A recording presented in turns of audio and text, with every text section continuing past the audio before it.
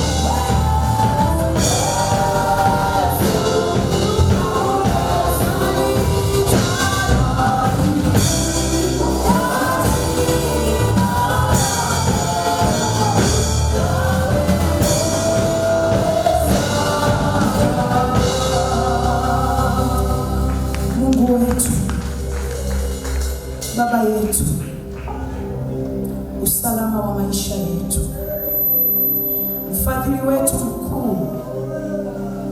kimbilio na maficho yetu. Tunalitukuza jina lako. Ndivyo tunavyojisikia fahari kukaa uweponi mwako.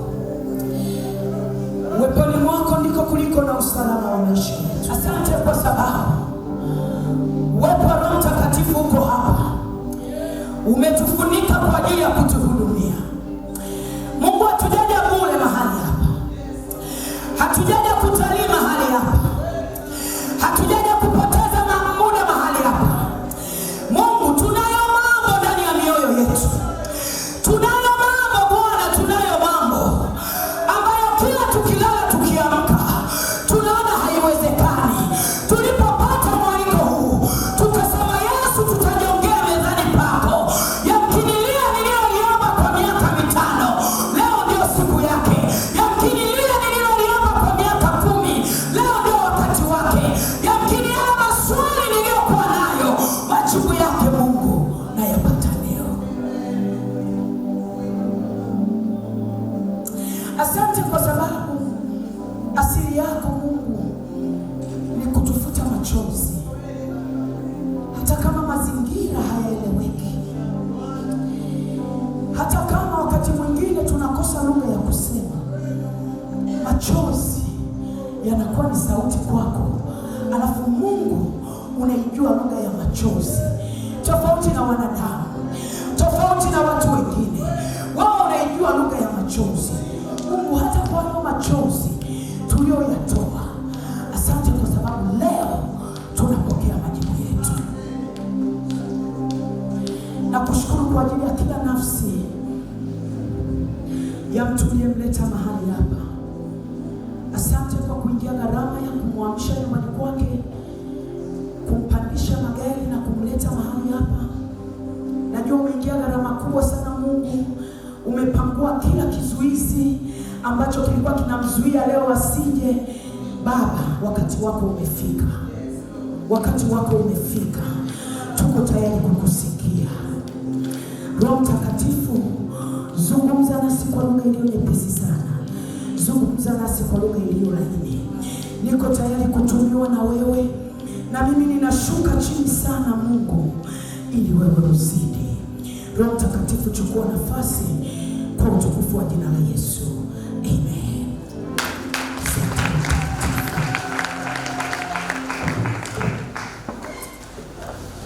Naomba ukae kwenye kiti kilichobeba majibu na maswali yako siku ya leo. Nina uhakika na Mungu aliyetuita siku ya leo ya kwamba hata tutoa hapa kama tulivyoingia. Na itakuwa ni semina ya tofauti kidogo na semina ulizozizoea. Na mpokee Roho Mtakatifu hivyo hivyo anavyokuja kwako, kwa sababu katikati ya maisha tunayoishi tunaweza tukawa tunaishi, kuna mahali tunapita tunatamani sana kupata majibu na majibu hatuyapati. Kumbe kuna batani tunakosea kubonyeza. Bwana Yesu asifiwe. Watu ambao Mungu ametupa neema ya kuendesha magari, unaweza ukawa uko na gari na ukashindwa kuliendesha vile inavyotakiwa kwa sababu kuna aina ya batani umeshindwa kuzibonyeza sawa sawa. Bwana Yesu asifiwe. Unaweza uko ndani ya gari ukawa unaendesha gari yako afu unamiminika kweli na jasho kama ninavyotoka misali. Kumbe ndani ya gari yako kuna batani ya AC. Lakini kwa sababu ulipokuwa ukichukua hilo gari hukufundishwa, hukuelekezwa ya kwamba ukisikia kuna joto kali bonyeza hapa, ukajikuta umetembea umbali mrefu unatoka jasho, kumbe kuna batani ya AC ndani. Ungeibonyeza ile AC, ungetembea na kipupwe safari yako yote. Semina hii ni ya tofauti kidogo. Mara nyingi tukiitwa semina za wajane, tunakuaga tunapewa sana maneno ya ya kutiwa moyo. Haleluya. Huwa tunapenda, yaani ni asili ya mjane. Mjane anapenda kubembelezwa, kupetiwa. Bwana Yesu asifiwe. Sasa kuna batani tutaikanyaga leo na hakika itaenda kufungua majibu ya maswali yetu mengi sana tulionayo. Kabla sijaendelea na somo, natamani kutambua uwepo wa watumishi wa Mungu ambao wameambatana pamoja nasi siku ya leo. Inaweza nikawa sikujui jina, lakini nikitaja cheo chako simama tu. Bwana Yesu asifiwe. Amen. Tunaye mama askofu, mama yetu Mama Poli ni mnai kutoka pale Mbagala. Mungu akubariki sana. Na kati ya watu ambao sikutegemea leo kuwaona ni yeye, kwa sababu jana alikuwa na kazi kubwa sana maeneo ya Mbezi Beach huko. Nikajua kwamba hatapata muda leo, lakini asante Mungu kwa moyo wako wa utii, wa kumtii Mungu na kuendelea kutupa joto sisi tulio wake za Yesu. Mungu akukumbuke. Lakini pia tunaye mtumishi wa Mungu Mwalimu Teddy Kwilasa. Tunamfurahia Mungu kwamba anaendelea kumtia nguvu. Ametoka kwenye kipindi kigumu cha kupoteza mtoto, nadhani wa umri wa miaka 30 hivi, lakini Mungu amemshika na anasimama kuendelea na Mungu. Kuna mwingine atasema umechukua mume wangu, umechukua na mtoto, sio ni sababu ya kuendelea kukutumikia, lakini Mungu ameendelea kumtia nguvu mtumishi wa Mungu. Ubarikiwe sana. Lakini pia tunaye mtumishi wa Mungu Pastor Priska. Mungu akubariki sana Priska. Karibu. Mungu akampa tena neema ya kuingia kwenye ndoa ya pili. Alafu akaiona thamani ya kukaa na kundi la wajane katikati ya kuwa kwenye ndoa ya pili. Bwana Yesu asifiwe. Nakumbuka tu kuna siku moja akaniambia hivi, dada, baki hivyo hivyo. Baki hivyo hivyo, huku tulikoingia sisi tuachie wenyewe. Alafu nikamwambia, Pastor, acha tuombe mapenzi ya Mungu yatimie juu ya maisha yetu. Bwana Yesu asifiwe. Andika na mimi kichwa cha somo kinachosema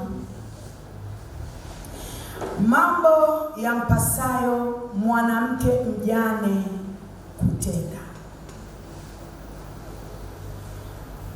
Mambo yampasayo mwanamke mjane kutenda. Kazi kubwa kidogo ya kufanya ya kuomba. Bwana Yesu asifiwe. Nimemwomba Mungu na Roho Mtakatifu anisaidie niwe na dakika 50 mpaka 60 za kufundisha, lakini pia tuwe na dakika 40 za kuomba. Bwana Yesu asifiwe. Amen. Sisi tumezoea kuomba, maombi kwetu ni chakula. Amen. Neno la Mungu kutoka kitabu cha Wafalme wa kwanza sura ya 17 mstari wa 8 mpaka wa 16. Wafalme wa kwanza sura ya 17. Tutaangalia mstari wa 8 mpaka mstari wa 16. Nitawatangulia kusoma katika jina la Yesu. Neno la Bwana likamjia kusema, ondoka uende Sarepta, ulio mji wa Sidoni, ukae huko. Tazama, nimemwagiza mwanamke mjane wa huko akulishe. Kama umefungua Biblia ya hard copy, pigia mstari hilo neno. Tazama, nimemwagiza mwanamke mjane akulishe. Tumezoeshwa kulishwa sisi, si ndio? Yaani ndio tulivyozoea kulishwa, kuonewa huruma. Haleluya. Lakini hapa huyu ni Mungu anamwambia Elia, sio mchungaji, sio kuhani. Mungu anamwambia Elia, ondoka mahali ulipo, nenda katika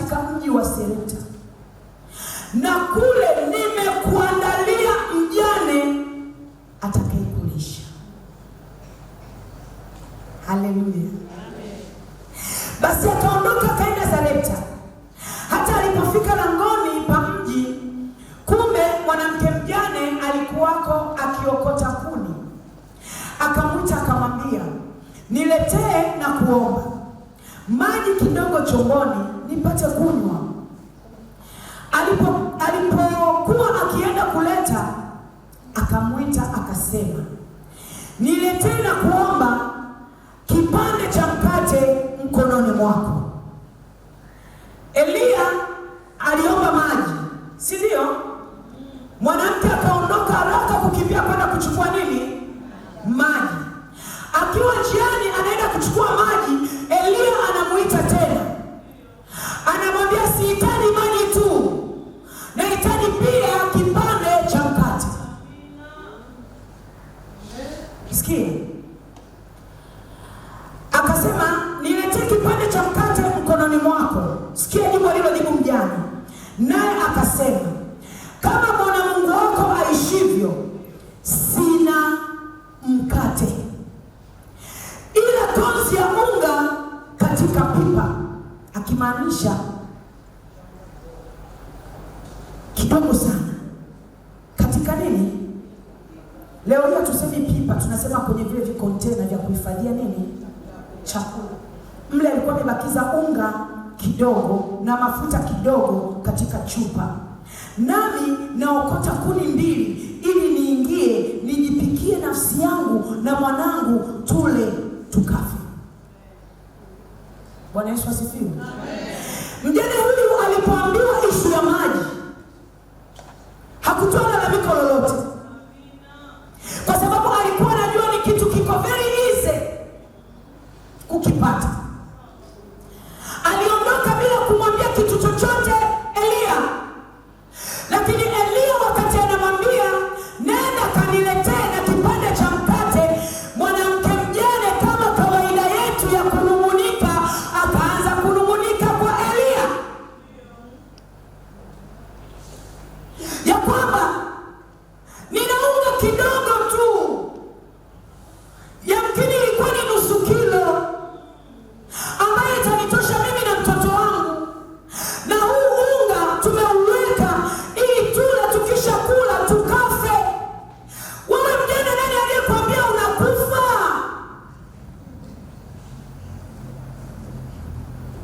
Nani aliyekwambia ukitoa ulicho nacho hautaishi? Nani aliyekwambia ukisaidia watumishi wa Mungu utapungukiwa? Huyu anasema unga kidogo tu ni utoe, nitengeneze, nile, nife.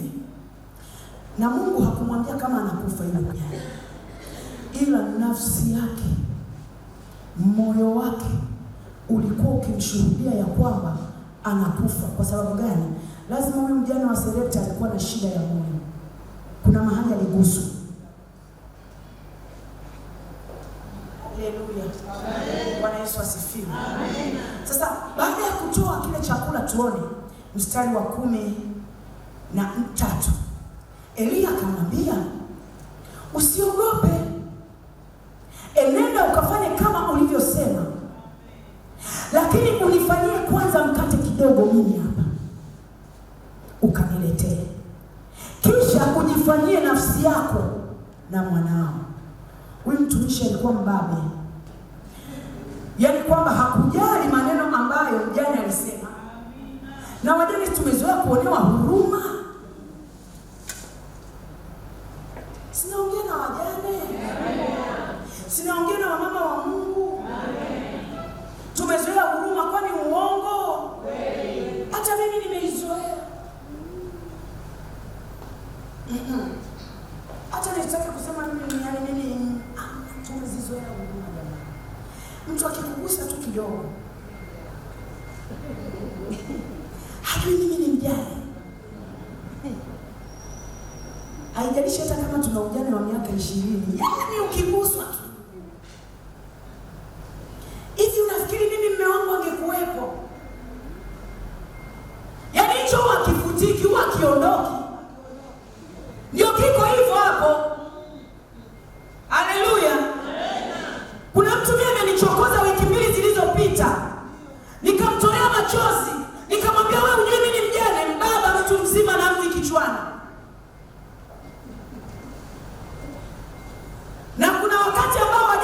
nilionewa, si unajua?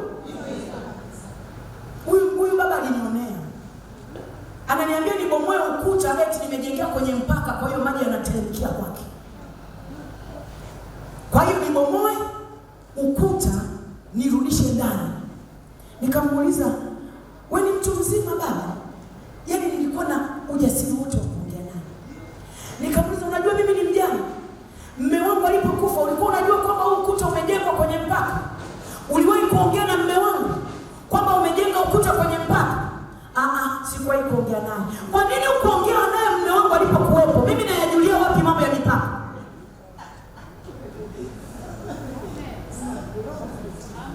Alafu huyu mtu anayenifanyia haya mambo ameokoka. Nikasema, niambie nini unataka? Akaniambia, nataka ubomoe ukuta. Bomoa ukuta usogeze ndani. Huu ukuta utaleta madhara kwangu. Nikamwambia, unajua mimi ni mjane. Unajua nina watoto nasomesha.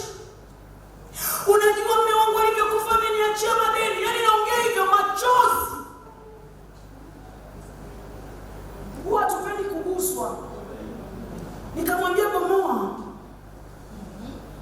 Ila nina Mungu mtetezi. Nikamwambia, bomoa.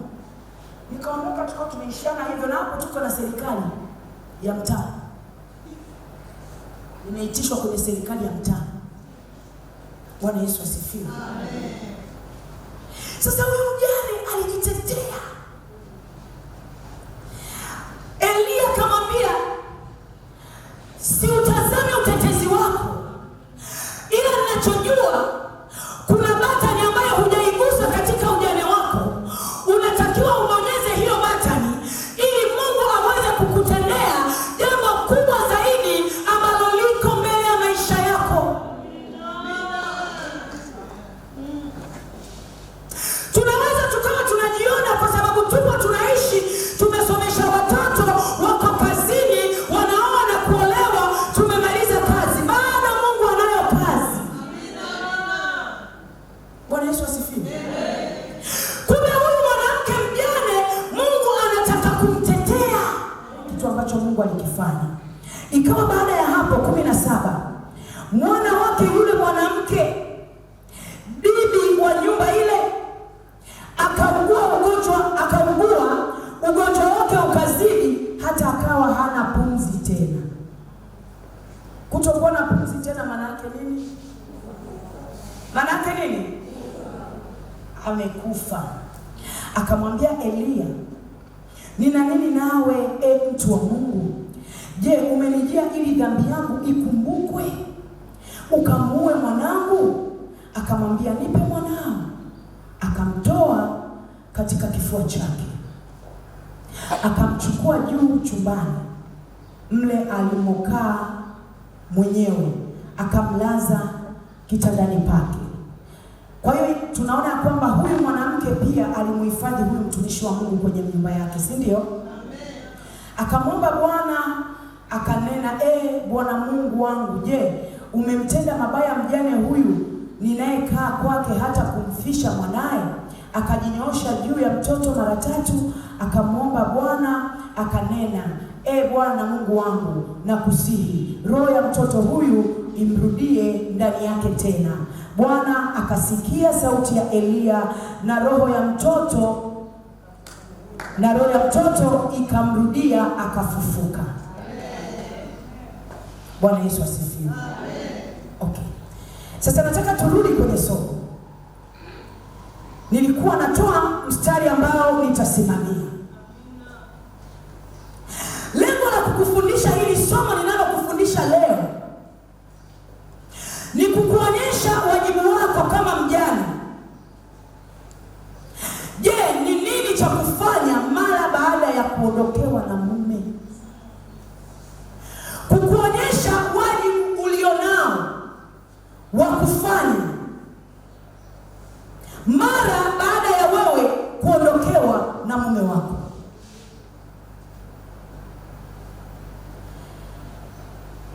Ni jambo la muhimu sana kutambua ya kwamba kufiwa na mume sio mwisho wa maisha,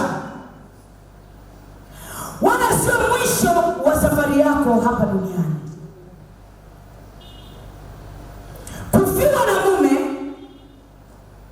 sio mwisho wa maisha yako.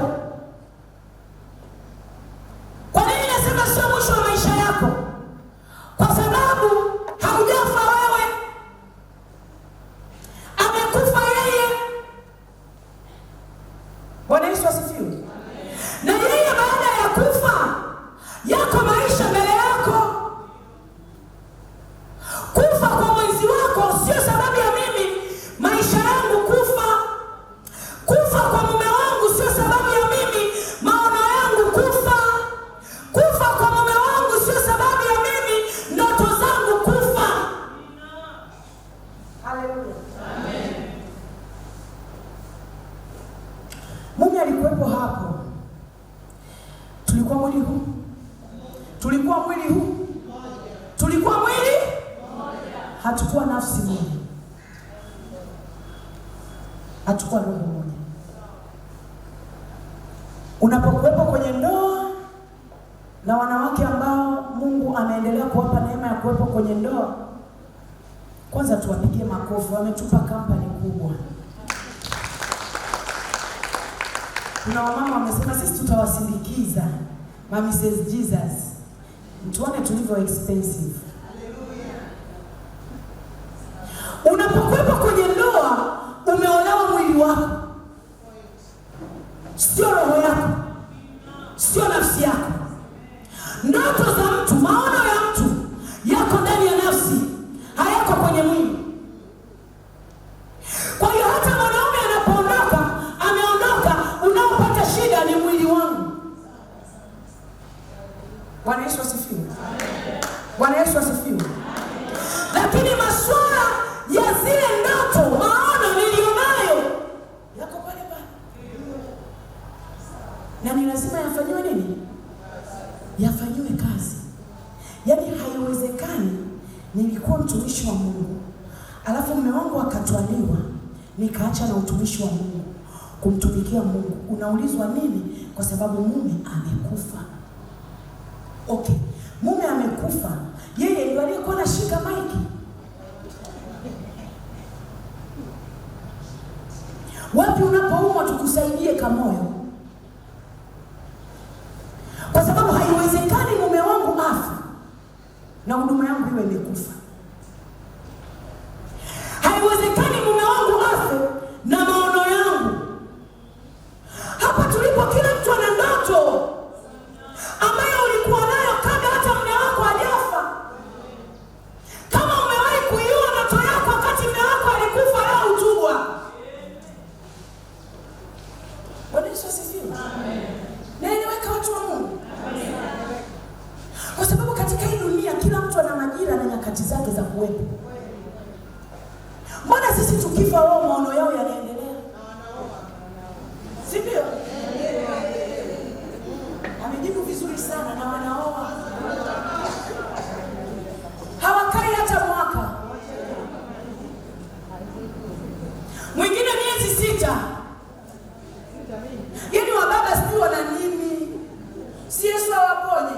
Amen. Yaani mwingine miezi 6 mwanamke hata hajaoza kaburini. Kavuta mke mwingine. Alafu chekishia watoto wanavyoanza kupata shida. Tumekataa kufa katika jina la Yesu. Acha tuendelee kuishi, watoto wetu wasogee. Acha tuendelee kuishi, watoto wetu wakue. Haleluya. Na moja ya kazi tutakayoifanya leo hapa katika wajibu ambao tunaufanya wajane leo ni kuombea ndoa za watu ambao wamekuja mahali hapa. Amen. Tunakataa hata mmoja kuitwa mjane. Amen. Haleluya. Amen. Acha sisi huku tuwe tumeendelea kuogelea kwenye huu. Lakini nyinyi mlioko hapa wenye waume, kama Kristo aishivyo, asikie maombi yetu leo. Amen. Waume zenu wasife na mkazeesheni uzee ulio mwema katikati ya ndoa zenu katika jina la Yesu. Bwana Yesu asifiwe. Sasa siku zote lazima ujue kwamba mwanaume anapokufa unakuwa ni mwanzo wa ukurasa mpya ambao haujaandikwa kitu chochote kwenye maisha yako. wewe ndio utakao uandika. Andika vizuri hiyo point. Mwanaume anapokufa ndio mwanzo wa wewe kufungua ukurasa mpya wa maisha yako ambao hakuna mtu mwingine atakaoandika isipokuwa ni wewe mwenyewe. Hautasingizia ya kwamba mume wangu alinikosea. Hautasingizia ya kwamba mume wangu alinipiga marufuku. Hautasingizia ya kwamba mume wangu alinichokoza. Mume ameshaondoka, umebaki mwenyewe. Huo ni ukurasa mpya ambao unatakiwa kuchukua peni na karatasi kuanza kuandika wewe mwenyewe kama ulivyo. Ukurasa huu hautaandikiwa na mama mkwe. Ukurasa huu hautaandikiwa na mashemeji. Ukurasa huu hautaandikiwa na kitu kingine chochote. Ni wewe mwenyewe binafsi. Yampasayo, mambo yampasayo mwanamke aliye mjane kuyatenda. Bwana Yesu asifiwe sana. Amen. Tunapofiwa, kila anayefiwa kama wamepona ni wachache. Tutaanza hivi. Yaani mimi ndugu wa mume wangu wanavyoninyanyasa. So what? Baada ya kunyanyaswa na ndugu wa mume wako, kifuatacho tufanyeje? Yaani mimi wamenipokonya mali zote. Aha, umepokonywa mali zote. Kifuatacho baada ya kupokonywa mali zote, ashukuriwe Roho Mtakatifu saa hii. Sheria ziko wazi. Tofauti na miaka ya nyuma. Miaka ya nyuma unakuta mtu anafiwa na mume wake, ana watoto wakubwa, lakini bado ataambiwa msimamizi wa mirathi ni shemeji. Miaka ya leo sheria imewekwa vizuri sana.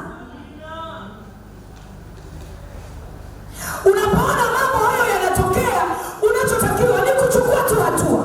Kama unajiona ya kwamba unahitaji kwenda mahakamani, nenda mahakamani, fuata sheria vile inavyosema. Lakini kama unajua ya kwamba kuna mahakama ya mbingu, nitaenda kwenye mahakama ya mbingu, nitasimama na Mungu, alafu Mungu atajua nini mimi nifanye. Ukurasa huu hatuandikiwi na mashemeji, hatuandikiwi na wakwe, hatuandikiwi na marafiki waliotukimbia. Tunauandika wenyewe. Lakini ukurasa huu mpya una shuhuda nyingi sana, ambazo zile shuhuda zitamfanya mtu anayeusoma huo ukurasa wako aelewe step namna ya kukanyaga kwenye maisha. Na hii itategemeana na wewe utakavyoamua kuishi.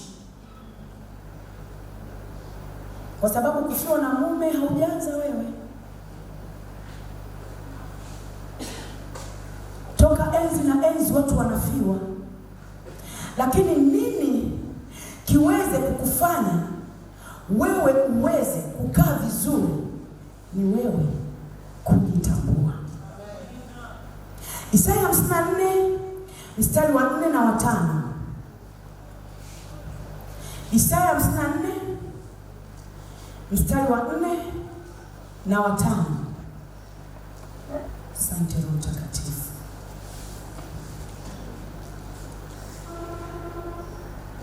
Isaya 54 mstari wa 4 na wa 5. Neno la kwanza linaloanza kutamkwa hapa, usiogope. Neno la kwanza lililoanza kutamkwa hapo, usiogope. Maana hautatahayarika wala usifadhaike, maana hautaaibishwa. Sio kwamba vitu vya kukuaibisha havipo. Vitu vya kukuaibisha vipo, lakini hautaaibika.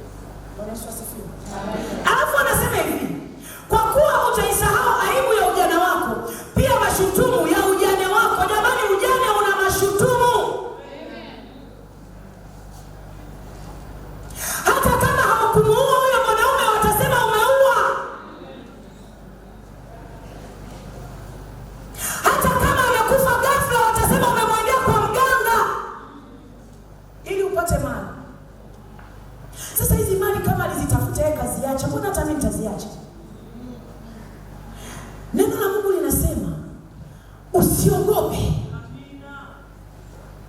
Utayasahau mashutumu ya ujane na hautayakumbuka tena. Kwa sababu muumba wako ni mume wako. Bwana wa majeshi ndio ni jina lake, na Mtakatifu wa Israeli ndio mkombozi wako. Yeye ataitwa Mungu wa dunia yote.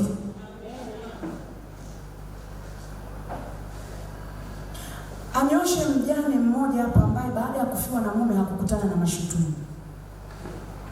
Mmoja tu. Yaani baada ya kufiwa wala hukukutana na mashutumu. Nyosha tu mkono. Tuko mbele za Mungu.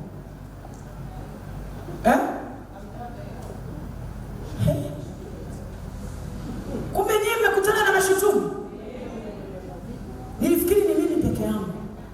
Kwani mwanamtendo ulikutana na mashutumu? Au niwaambie kitu. Hata watoto wadogo ndio kwa unakaa nao hapo wanakuzemea. Wanakusema vibaya. Bwana Yesu asifiwe. Amen. Wanakusingizia maneno hata ambayo hayajawahi kuwepo. Kuna maneno utasingiziwa ambayo ushahidi anatakiwa awe nao mume wako na hayupo. Ujana una mashutumu. Lakini Mungu, sentensi ya kwanza, usiogope. Viko vitu ambavyo vimeandaliwa na shetani vya kutusababishia aibu, lakini anasema hautaaibika. Sio kwamba vitu vya kukuaibisha havipo, vipo, lakini hautaaibika. Usiogope. Mtu ambaye anajua ya kwamba baada ya mwanaume kufa kuna ukurasa mpya wa maisha ambao ninauingia, ni lazima akubali kulichukua hili neno kuwa kama chakula ndani ya moyo wake. Atajikuta anaanza kuandika historia iliyo nzuri katika ukurasa wake mpya wa maisha aliyoingia. Usiogope. Mwanaume amekuacha huko kwenye nyumba ya kupanga, usiogope. Utajenga wewe. Nasema utajenga kwa jina la Yesu. Mwanaume amekuacha hata watoto ada hawana, usiogope. Yeye atakusomeshia hao watoto. Nampenda Yesu. Amen. Tuliambiwa hayo maneno. Alividekeza vitoto vyake, si itakuwaje? Yaani Zani alidekeza vitoto. Kuna hako kakike kalikuwa kako tu hivi. Na baba. Yaani sijui huyu mwanamke kama ataweza kulea watoto wao. Na huo upole wake huo alionao, sijui kama ataweza kulea watoto hao. Usiogope. Futa hayo maneno. Chukua damu ya Yesu, futa hayo matamko. Alafu mwambie Bwana Yesu, ni mimi mjane nimesimama hapa. Mimi najua wewe ni mume wangu. Kama baba aliweza kukemea watoto wakasikia, wewe Yesu utaweza kukemea zaidi ya baba alivyokemea na watoto wakabaki kwenye mstari. Usiogope. Sasa ukishakaa kwenye hili andiko, ndipo unapoanza kutendea kazi yale mambo unayotakiwa uanze kufanya wewe kama mjane. Pointi ya kwanza, mjane ukishafiwa, jua wewe ni mke wa Mungu. Kaa kama mke wa Mungu. Mungu ana wivu. Hataki kushirikiana na wanaume wengine. Sijui kama umenisikia. Akiamua yeye kuwa mume wako, na wewe mkubali kuwa mume wako. Bwana Yesu asifiwe. Amen. Okay. Andika pointi hii. Kuitwa mjane sio jina. Sio jina tu. Kuitwa mjane sio jina tu, bali ni nafasi ambayo unapaswa kuwajibika kwayo. Inaweza ikawa ni sentensi ngeni kidogo kwako, lakini mjane ni nafasi, sio jina tu. Bwana Yesu asifiwe. Mjane ni nini? Mjane ni nini? Na huo ni utambulisho wako. Nafasi imebeba utambulisho wa mtu. Sawa? Nafasi imebeba nini? Utambulisho wa mtu. Na ndio maana unakuta kanisani hakuna kundi la wake za ukienda kanisani hutaweza kulikuta kundi la mamisezi fulani. Sijui labda kanisani kweli, ila kwa experience, uzoefu nilionao, nimeenda makanisa mengi, sijawahi kuona kundi la mamisezi fulani. Yaani kwamba tuna kundi la mamisezi fulani, lakini kanisani kuna kundi la wajane. Kwa sababu wajane ni nafasi na mjane ni utambulisho. Kama ujane ni utambulisho wako, ina maana unatakiwa kuyafanya yale yanayotakiwa kufanya kwenye ile nafasi, kuwajibika kwenye ile nafasi. Bwana Yesu asifiwe. Na unaposikia nafasi, nafasi ni mahali ambapo Mungu, sio mwanadamu, Mungu humuweka mtu ili aweze kumfanikisha katika mafanikio ya rohoni na mwilini. Andika pia hiyo sentence. Nafasi ni mahali ambapo Mungu humuweka mtu, sio mchungaji wako, sio askofu wako, sio shosti yako.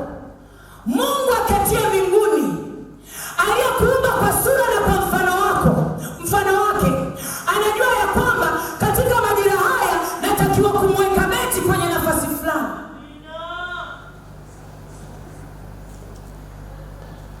Na ndio maana mimi huwastaki kuonewa kwenye nafasi ya ujana. Ni nafasi ya ujana, hiyo ni nafasi ya kwangu, ndio utambulisho wangu. Kama ndio utambulisho wangu, inabidi nikae sawa sawa kwenye hiyo nafasi. Na hiyo nafasi sijawekwa na wewe Mama Mnai, sijawekwa na wewe Teddy, nimewekwa na Mungu. Kwa hiyo usije ukasema ya kwamba kwa sababu mimi ni mjane unaweza ukanitamkia neno lolote eti kwa sababu wewe una mume. Shut up.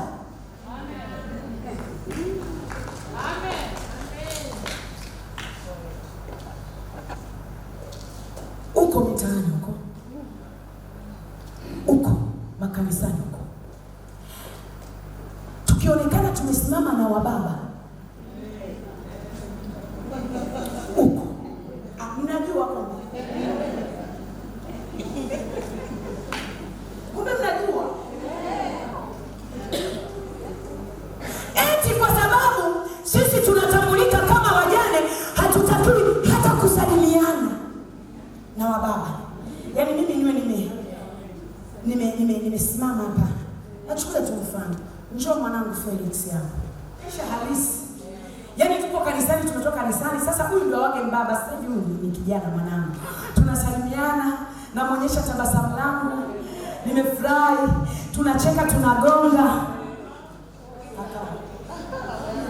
Anatoka naye.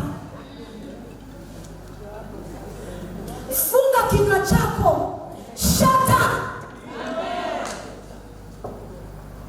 Haleluya. Amen. Sasa nitakupa mfano mmoja ambao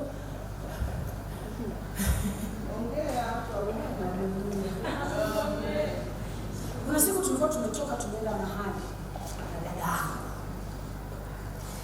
kwenye injili. Sasa tumeenda kwenye injili. Tukawa tunaenda break kupumzika, tukawa tunaingia washroom. Sasa tumeingia washroom, kuna mtu akamwona dada yangu. Dada yangu ana asili ya tumbo, kajaliwa tumbo. Bwana Yesu asifiwe. Sasa nguo aliyoivaa ikawa inamuonyesha tumbo.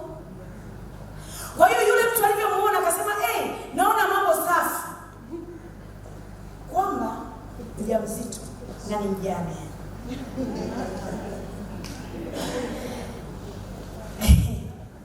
Kwa mara ya kwanza kuijua hasira ya dada yangu, zilishushwa mvua kama za mawe.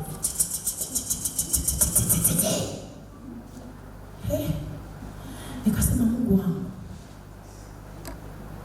hivi Roho Mtakatifu anakasirikaga hivi?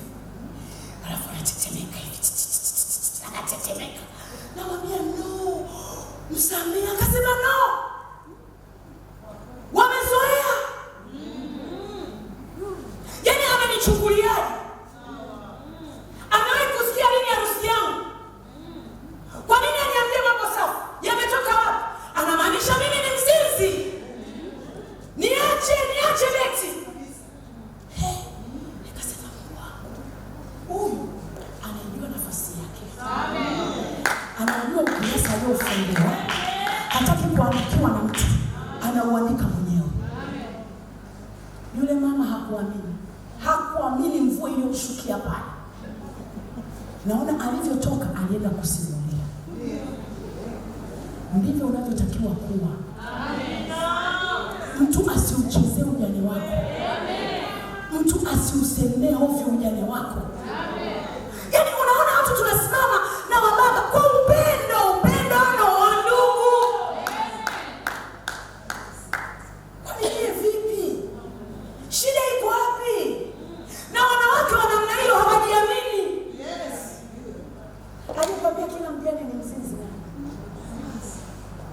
Tunaojitambua tunajua tumeolewa na Mungu. Mungu tuna wivu sana. Hataki kushia mapenzi na mtu mwingine. Hataki kushia mapenzi na mtu mwingine. Alafu huyu mwanaume anatutunza sana. Anatujali sana. Huwa nawaambia tumeolewa na mwanaume asiye na michepuko. Na ndio maana leo nataka tuusane wajibu tulionao. Hatufuatiliwi ovyo. Uko unafanya nini? Mbona mpaka saa hizi haujarudi? Unaomba maombi gani hayo? Unaomba uko na nani? Sivyo kabisa. Imagine mama wangu askofu hapa anasema kabisa.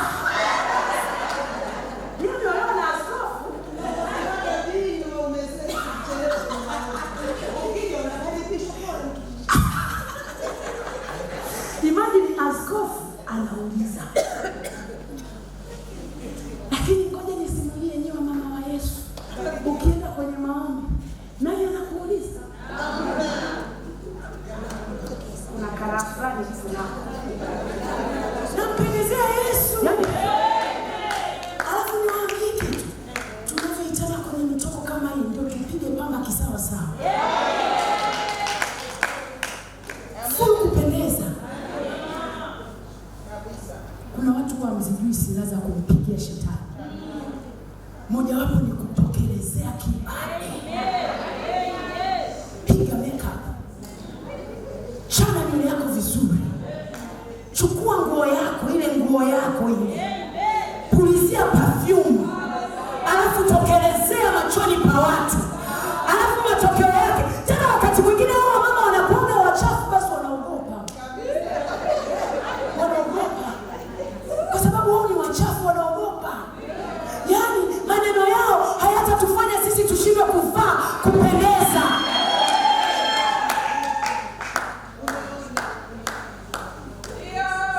Sio swala la kuona tu mama. Kuna mmoja alisema hivi Beti. Mbona kama anajipodoa sana? Yaani shetani achukue sturi ya kale. Hata saizi bado. Nasema hivi hata saizi bado. Unajua kuna namna mjane ukitokea mahali Mungu asifiwe kwa ajili yako. Mungu atukuzwe the way you are. Aseme nyie kama ndio wajane wa kiokole wanakuaga hivi, huyo Mungu wao ni hatari. Na hatuna siri nyingine. Ni Yesu tu.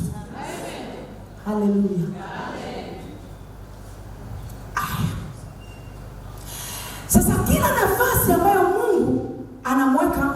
amesema amemweka hapo kwa ajili ya kumfanikisha, si ndio? Kwa hiyo hata sisi tulio wajane, Mungu katupa hiyo nafasi ili kutufanikisha. Sasa huwezi kufanikishwa bila kuwajibika. Ni sawa na hivi, mtu yeyote anayefanya kazi ili aweze kulipwa mshahara ni lazima awajibike katika ile nafasi aliyowekwa. Sawa, mtu wa Mungu? Kama haufanyi kazi vizuri, kama hauwajibiki vizuri kwenye ile nafasi ulionayo, hata mshahara wako unaweza ukajikuta ni ule ule miaka yote.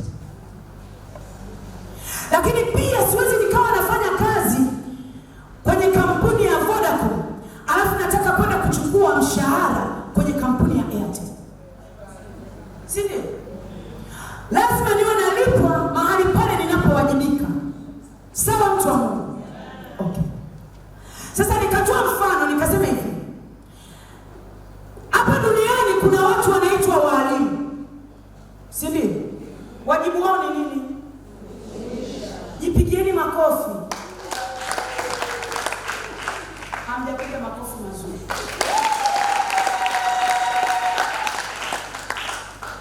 Mwalimu atawajibika katika kufundisha. Na anaowafundisha wanaitwa kina nani? Wanafunzi. Sawa. Aliye daktari anatakiwa kuwajibika katika kutibu wagonjwa. Okay. Askari anawajibika wapi? Kulinda raia. Usalama. Usalama wa nani? Wa raia. Kwa hiyo unaweza ukanielewa, kila nafasi ina wajibu wake. Haiwezekani mwalimu aende akadai pesa kwa daktari mshahara. Sawa? Mwalimu atalipwa mshahara wake kutokana na mahali anapowajibika. Daktari atalipwa mshahara wake kutokana na mahali anapowajibika. Askari atalipwa mshahara kutokana na mahali anapo. Hai. Kuna mtu anaitwa mke. Anawajibika wapi? Anawajibika wapi? Mke, sijasema mwanamke.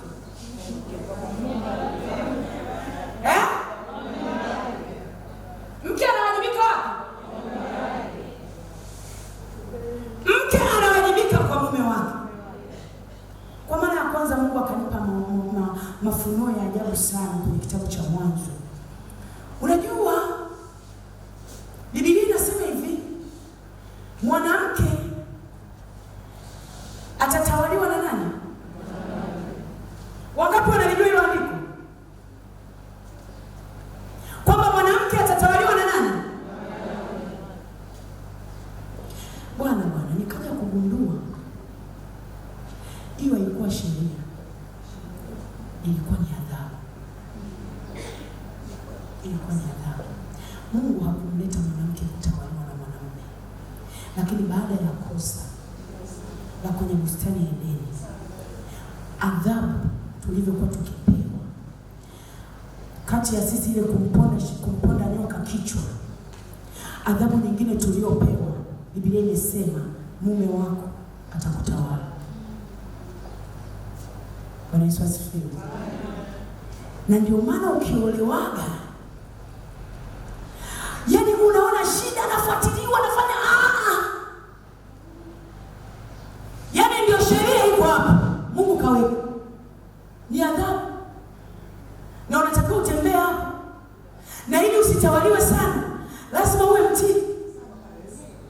Ukiwa mtii, hautajiona kama unatawaliwa. Kwa sababu kuna aina fulani vya maisha unaishi huko kama marafiki. Kwa hiyo mke anawajibika kwa nani? Haya, nakuja pointi yangu. Kama mke anawajibika kwa mume wake, je, mjane anawajibika kwa nani? Mjane anawajibika kwa nani? Mjane anawajibika kwa nani? Jipigieni makofi mengi.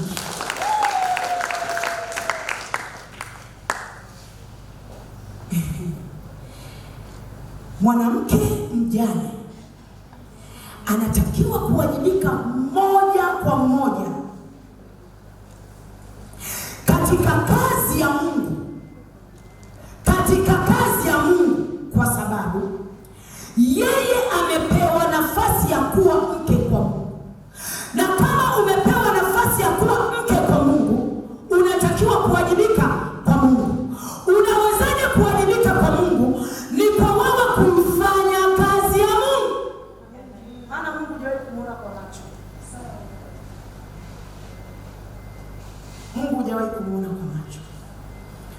lazima ukubali kuwajibika kwa Mungu. Na unapowajibika kwa Mungu ni kuifanya kazi ya Mungu. Watu wa Mungu, nataka niwaambie hivi. Siku mume wako alipotwaliwa tu duniani, ulikuwa umeingizwa moja kwa moja katika utumishi wa kumtumikia Mungu. Unaweza ukawa unielewa. Siku mume wako tu alipotwaliwa, huna mahali pengine pa kuripoti isipokuwa ni kwenye shamba la Bwana. Bwana Yesu asifiwe. Haleluya. Okay. Nataka ufungue kitabu cha Luka sura ya 2 mstari wa 37.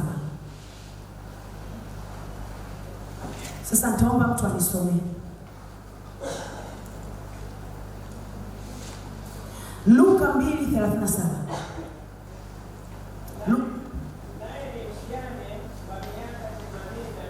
Mjane wa miaka mingapi? Haondoki katika hekalu ila huabudu usiku na mchana kufunga na kuomba. Haondoki katika hekalu, huabudu usiku na mchana kwa kufunga na kuomba. Huyu ni mwanamke anayeitwa Ana. Tunaambiwa alidumu kwenye ndoa yake kwa miaka 7. Baada ya miaka 7 mume wake akatwaliwa.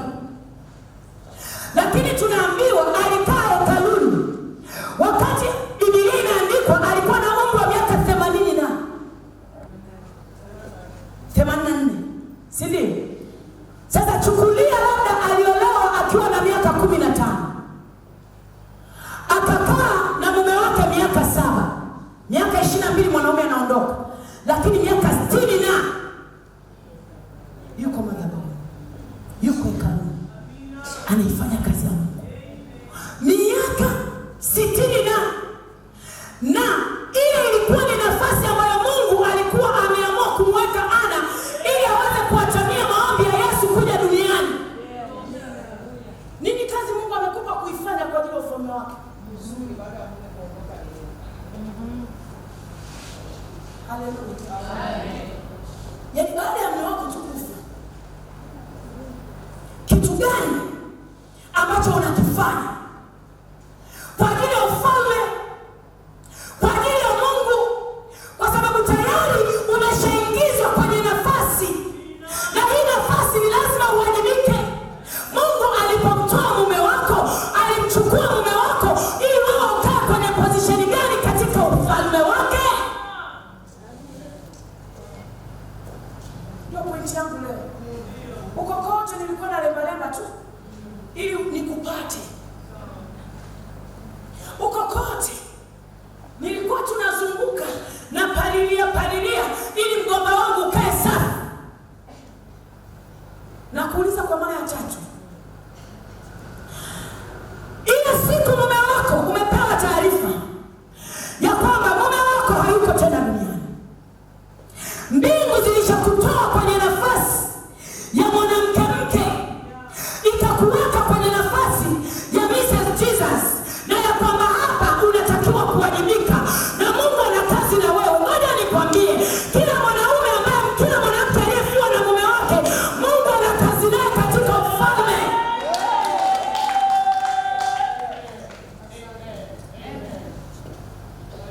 Mimi naomba tu niongeze hapa. Tumekadiria yule mama huyu Ana kwamba ana miaka 22. Hata tukiweka tu mpaka 30 vyovyote vile. Kwa hiyo ina maana huyu mama alidumu hekaluni zaidi ya miaka 50. Yuko tu hekaluni anaomba. Kwa maana hiyo aliomba hata yule Mariamu, salamu umejaa neema, umebarikiwa. Yeye alikuwa na yeye hata hajazaliwa. Kwa maana hiyo huyu mama aliomba, akapatikana Mariamu. Alipopatikana Mariamu, akaja kupatikana Yesu. Sio umemuelewa mtumishi kitu ameongea? Kwamba wakati Ana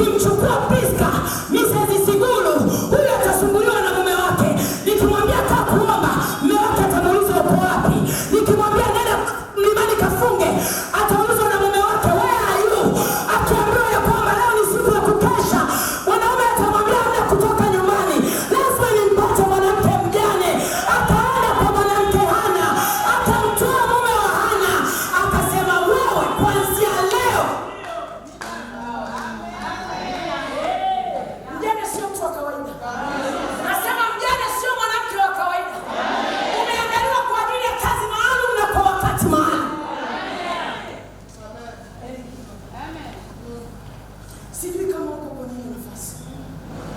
Sijui kama unajua Mungu saa hii nini anakitaka. Sijui kama unaelewa. Umebaki kunung'unika tu. Umebaki kutaka misaada tu. Nasema hivi, kila mtu aliyekaa kwenye nafasi yake analishwa kwenye hiyo nafasi. Analelewa kwenye hiyo nafasi. Anatunzwa kwenye hiyo nafasi. Anahudumiwa kwenye hiyo nafasi. Kaa sawa kwenye hiyo nafasi. Na msema Mungu niliyemhakikisha kwa macho. Simsemi Mungu niliyemsoma kwenye vitabu. Amen. Ni rahisi sana kusimama kuhubiri injili kabisa ya historia. Nimesimama mbele yako sihubiri injili ya historia. Kwamba Yesu alizaliwa Nazareti. Akatoka, sio alizaliwa Bethlehemu. Akatoka akaenda Galilaya. Sihubiri hiyo injili. Na hubiri injili ya Yesu ambaye aliniokoa kutoka kwenye mahali pa chini sana, akanishika kwa mkono, akasema mwanangu usiogope, hata kama mwanaume amekuacha na madeni, basi usiogope. Mimi niko pamoja na wewe. Hata kama mali zako zinanyang'anywa, basi usiogope. Mimi niko pamoja na wewe. By the way, sijamtoa huyu mwanaume kwa bahati mbaya. Mimi nina kazi na wewe kwenye madhabahu. Mimi nina kazi na wewe hekaluni. Mimi nina kazi na wewe shambani mwa Bwana. Haleluya!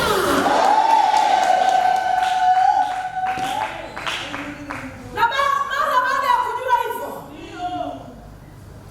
hatusumbuani na maneno ya watu. Tumekaa hekaluni. Tunataka kuadhimika. Tumekaa hekaluni. Tunataka kumzalia Mungu matunda. Nini kitu ambacho Mungu anataka ufanye wewe? Mwambie mjane wa Sarepta, nilimtoa mume wako kwa kazi hii ya kuja kumlisha Elia. Umewahi kuwaza mume wake angekuwepo, yule mwanaume angeingia pale? Uzuri mnawajua waume zenu. Yaani uzuri awe ameokoka awe hajaokoka. Mnawajua. Kuna siku mimi nilikuwa madhabahuni nimepiga injili, alafu rohoni nasikia, nenda kaseme kitu na yule kaka pale. Nimeshamaliza ibada, nikaenda nikamshika, nikawa namwambia kitu nasikia rohoni. Moto unaniwakia nyumbani. Mume wangu alikuwa haikuwa ya kawaida.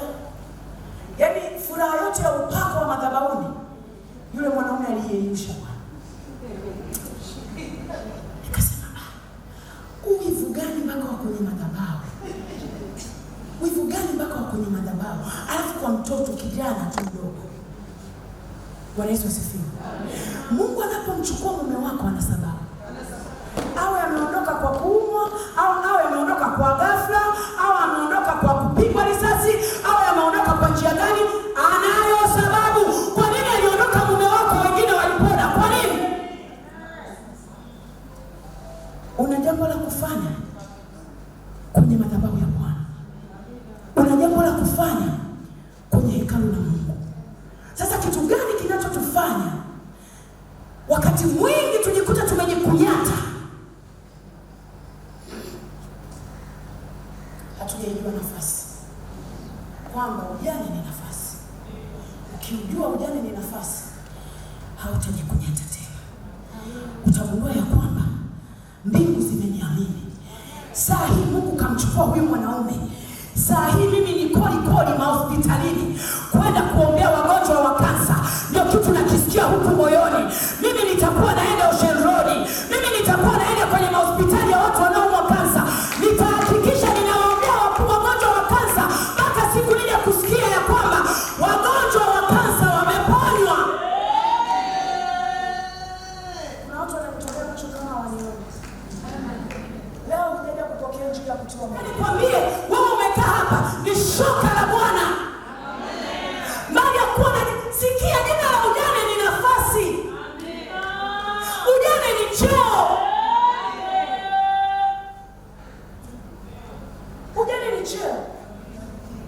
Akaniuliza mtoto wangu, akaniambia proof. Hii point. Kale kunipeleka spidi sio mchezo. Yaani hata unapoweka vitu status jipange sawa sawa. Yaani nimepata tu mlinzi mwingine hapo. Haleluya. Amen. Nimeweka mafundisho yangu kwenye status kwa ajili ya siku ya leo ya wajane. Na nilikuwa nafundisha mahali nikasema hivi, mjane sio mtu wa kawaida. Mjane anapandishwa cheo kutoka nafasi ya chini kupelekwa nafasi ya juu. Sasa eti jana kametoka kazini kananiambia hivi. Umeona ukiolewa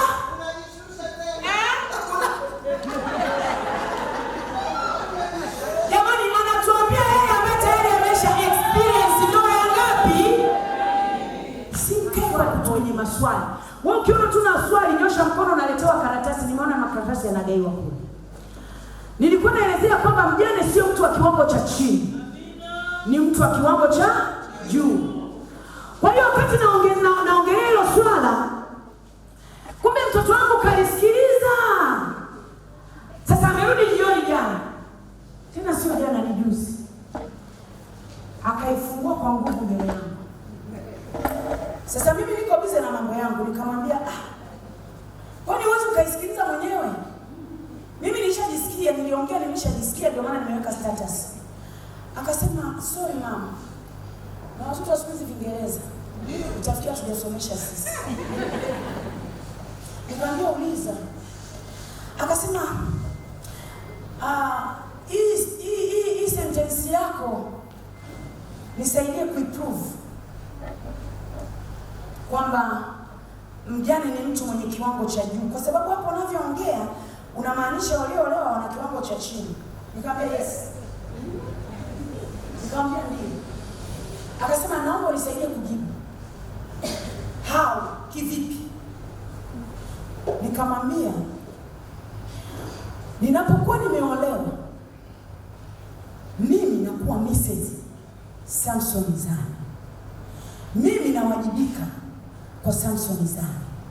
Na Samson Zani anatakiwa kunihudumia, anatakiwa kunitunza, anatakiwa kunithamini, anatakiwa kunijali. Sam ni mwanadamu, sio Mungu. Lakini ninapokuwa nimeondokewa na mume wangu, Biblia inanitambulisha mimi kama mke wa Mungu. Nikamuuliza mwanangu, Mungu ni wa viwango vya chini? Mungu ni wa viwango vya chini? Unajua kuna vitu tunakuwa tunatembea, unahisi kama kuonewa sana, lakini hujaijua nafasi. Mungu ni wa viwango vya juu. Sasa yule mwenye viwango vya juu ndio mume wetu. Na ndio maana sisi hatutaki kuonewa. Kuna kaukali fulani tunakuaga nako, tena usijaribu kumchokozaga mjane. Kuna kipindi hasira ya Roho Mtakatifu inawaka huko, alafu nasema nyie wajane wana hasira, sio hasira. Tunaitetea position yetu. Akanielewa. Akaniambia kwa hiyo ina maana mimi nikioa saizi ni wa viwango vya chini. Nikasema yes. Ni wa viwango vya chini. Yaani sisi viwango vyetu ni vya. Kuna watu waume zenu walipokuwepo hamkujenga nyumba, leo hii mmejenga nyumba. Hiyo nyumba nani kaijenga kama sio Mungu? Kuna watu wakati waume zenu hapo hamkuwahi kununua magari, leo hii mko na magari makubwa. Sio kwamba unajua sana kufanya biashara, sio kwamba unajua sana kufanya kazi, kiwango.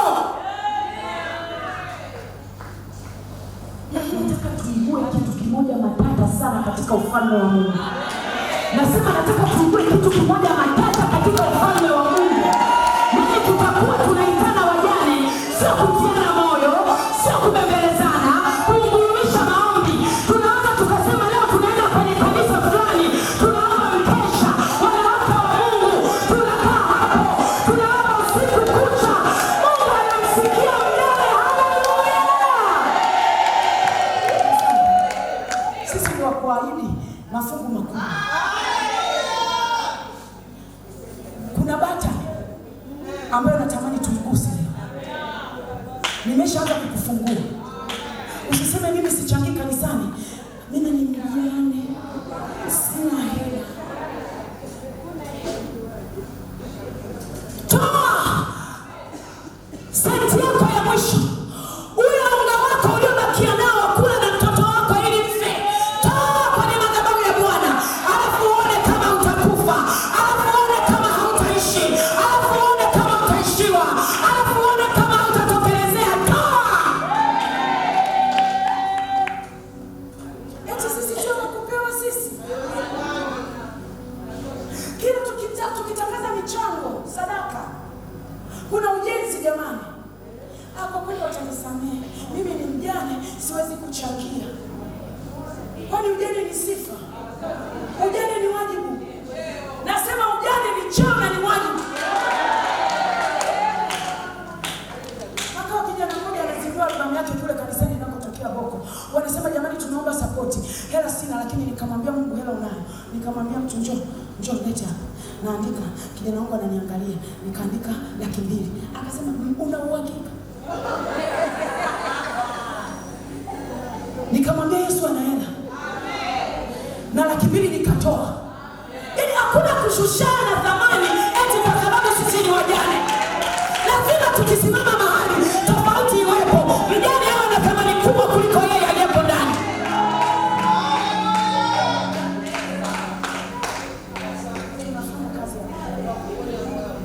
Tunafanya kusudi la Mungu. Kabla hatujaanza na maswali matatu. Roho Mtakatifu jamani atusimamishie muda. Atusimamishie muda. Na hakikisha mjane yeyote uliyekuja leo umeandika jina lako na namba ya simu. Kuna kitu kipya tunaenda kukianzisha hapa Tanzania. Sio Dar es Salaam, hapa Tanzania. Kuna kitu kipya tunaenda kukiamsha kwa wajane. Je, kwa kuwa mjane? Je, kwa wajane wa umri mdogo chini ya miaka 40? Je, wataweza kutunza utakatifu? La kwanza. La pili. Hili swali utanisaidia dada Teni kwa sababu ulikuwa mjane wakati bado. Wewe umesogea mbele, ni kidogo niko nyuma yako. Kuna walioachwa au kukataliwa. Bado vijana wadogo. Tunawashauri nini hapo? Kuna walioachwa au kukataliwa wakiwa bado vijana. Tukalize kwa mzini, si ndio? Si ndio watu wa Mungu? Saa hii, maana nilikuwa natakuwa saa hizi angalau tu tunamalizia, tunataka kuondoka lakini hatujaomba na ni lazima tuombe. Na kuomba hata kama una haraka kiasi gani. Tuwe japo na nusu saa tu ya kukaa mbele za Mungu. Bwana Yesu asifiwe. Haleluya mtu wa Mungu. Saa hii nilikuwa natamani kila mtu ashike kwanza sadaka kabla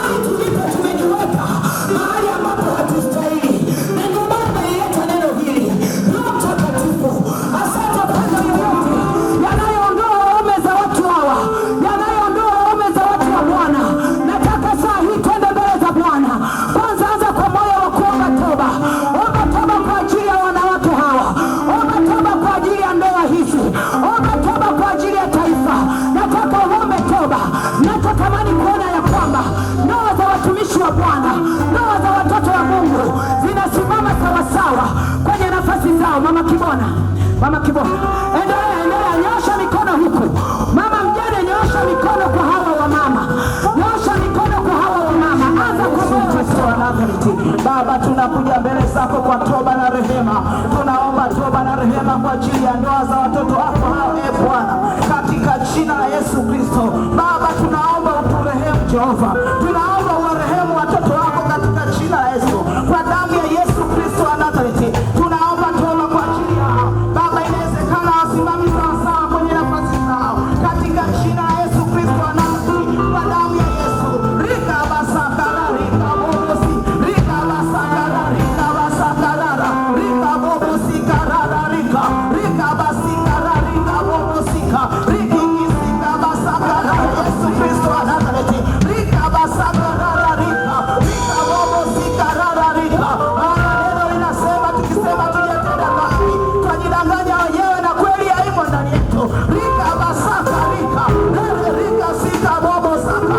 Baba, samehe ndoa zao, Baba, samehe nafasi zao katika jina la Yesu. Rika basaka, Baba, umehesabu makosa nani angesimama mbele zako, na ndio maana kwako kuna msamaha ili wewe uogopwe katika jina la Yesu Kristo.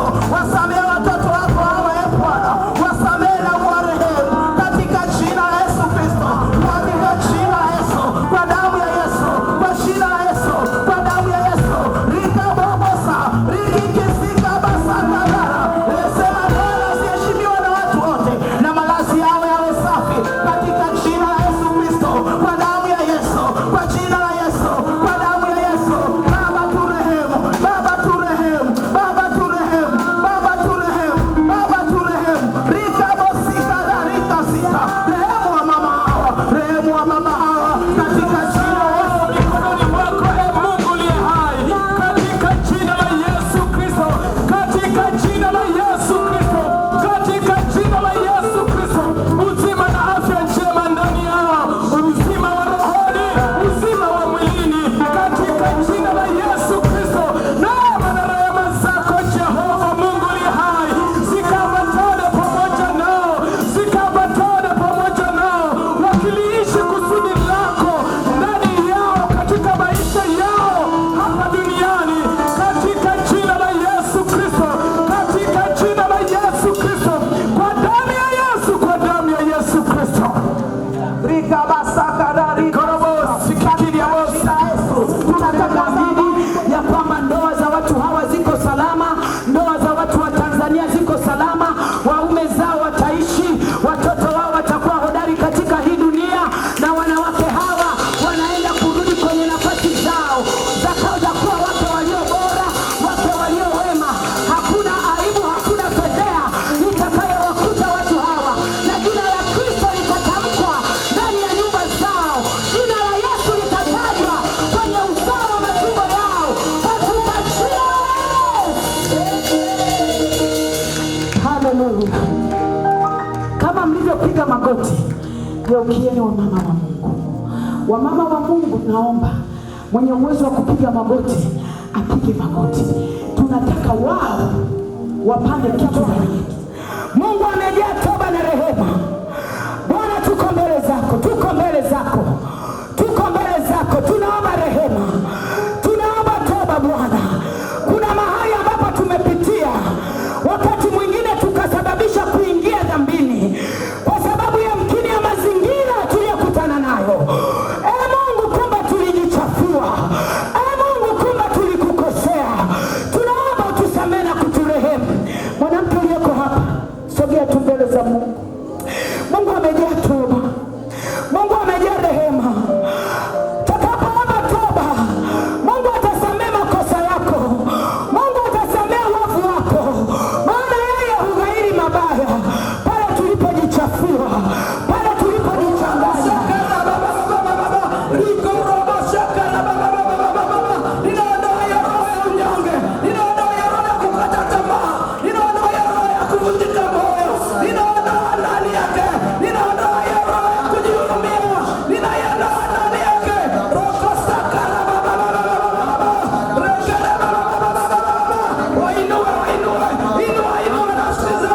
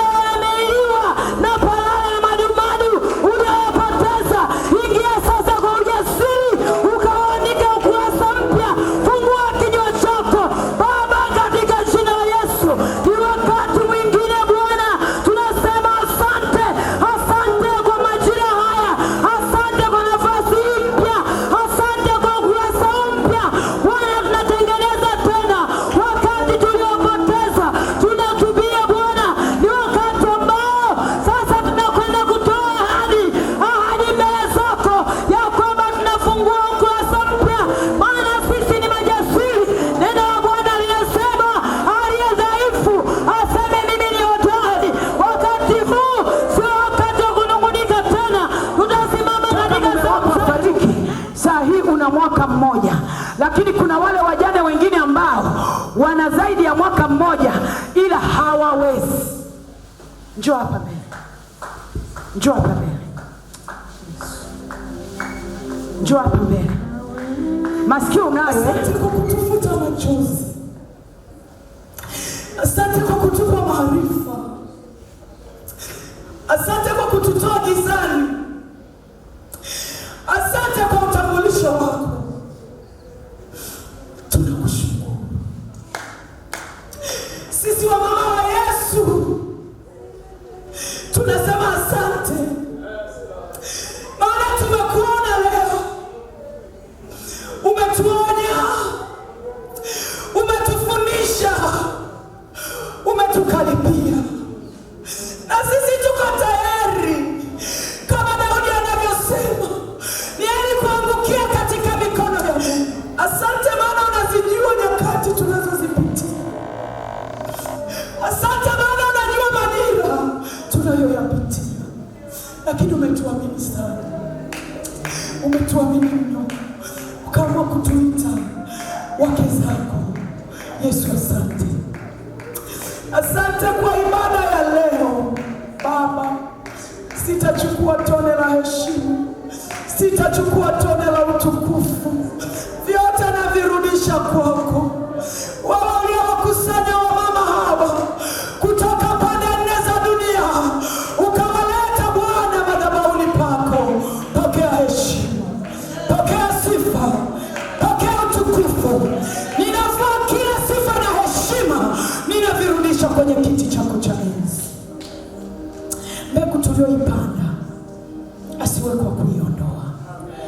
Tunaomba mbegu hii ikazae matunda na matunda yake yakapate kuishi. Asante kwa sababu wanawake hawa kuanzia leo wanaingia shambani mwako kuifanya kazi yako. Wanawake hawa kuanzia leo hawataaibika tena, wataheshimika. Wanawake hawa kuanzia leo hawatakuwa viwango vya chini, watakuwa viwango vya juu, maana ndivyo walivyotutambulisha katika jina la Yesu Kristo wa Nazareti aliye hai. Bwana Yesu, tunagonga muhuri wa damu ya Yesu, kile tulichojifunza, na kweli tuko tayari kukutumikia. Tusaidie na kutuwezesha. Bariki watu hawa waingiapo na watokapo.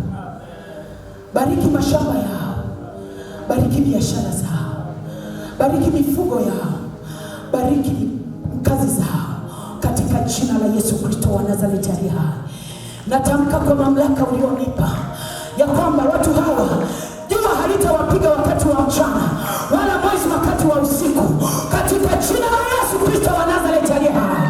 Natamka kwa mamlaka ya jina la Yesu ya kwamba mauti haitakuwepo hemani mwao, wala tauni haitakaribia nyumba zao, kwa jina la Yesu Kristo wa Nazareti aliye hai. Watu hawa watajenga nyumba na watakaa ndani yao, hawatajenga nyumba watakaa watu wengine, watajenga nyumba na watakaa ndani yao. Natamka mchana wa leo, watu hawa ya Bwana, siku zao zitakuwa kama siku za miti, hawatakufa kabla ya wakati, na ikatapi machone kwa jina la Yesu. Kifo kabla ya wakati na kikataa kwa watu hawa. Watoto wetu hawataitwa yatima kwa jina la Yesu.